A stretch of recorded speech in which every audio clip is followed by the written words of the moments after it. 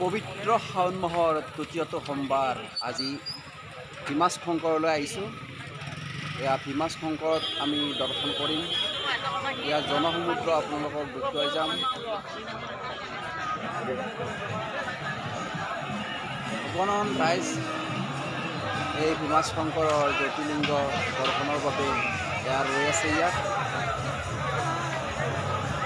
ৰাতি 12 বজাৰ লগে লগে ইয়াৰ মুখ্য গেট খুলি দিয়া হয়। সমূহ ভক্তগণ ৰাইজে তাৰ অপেক্ষাত ৰৈ আছে।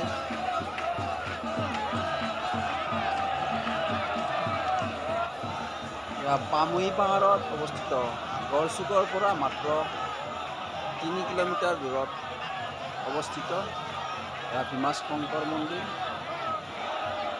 বা ভীমাশ শংকৰ জ্যোতিৰ্লিংগ। বছৰৰ প্ৰতিটো দিনেই ইয়াত দৰ্শনাৰ্থী আহে, কিন্তু বিশেষকৈ শাওণ মাহত অগণন বলবম যাত্ৰীয়ে ইয়াত ভিৰ কৰে। আপোনালোকে সময় পালে ইয়াত আহক আৰু এই পাহাৰৰ প্ৰাকৃতিক সৌন্দৰ্য তথা কেইবাটাও মঠ মন্দিৰ দৰ্শন কৰিবলৈ পাব। সুন্দৰ পৰিৱেশৰ মাজেৰে আমি ভীমাশ শংকৰ জ্যোতিৰ্লিংগ দৰ্শনৰ বাবে গৈ আছোঁ আৰু কিছু সময়ৰ পিছতে এই জ্যোতিৰ্লিংগ দৰ্শন কৰিম। অগণন ভক্ত বলবমৰ সময়ত ইয়াত আহি ইয়াত নিজৰাত গা ধুই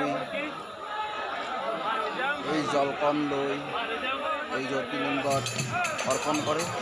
ইয়াত দেখিবলৈ পাইছে অগণন ৰাইজে ইয়াত পূজা পাঠ তথা মন্দিৰত যোৱাৰ বাবে এনেদৰে লাইন পাতি ৰৈ আছে। আহক কেতিয়াবা সময় পালে। Thank U.